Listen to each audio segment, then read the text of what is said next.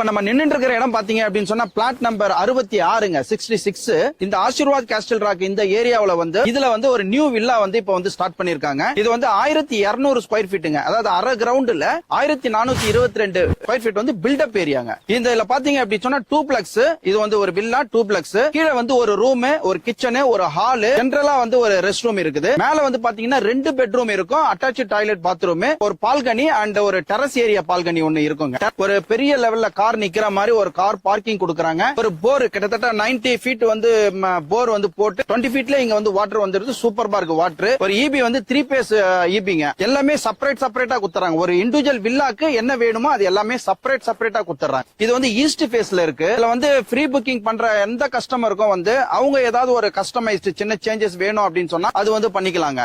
இந்த plot number 66க்கு இந்த duplex villa new வில்லாக்கு வந்து ரேட் வந்து சொல்லணும் இல்லையா? அந்த ரேட் சொல்றதுக்கு முன்னாடி நீங்க நோட் பண்ணீங்க. காம்பவுண்டுங்க, வுடன் cupboard work, EB, water, GST, registration இது எல்லாமே சேர்த்து 71 lakhsங்க. All inclusive 71 lakhs.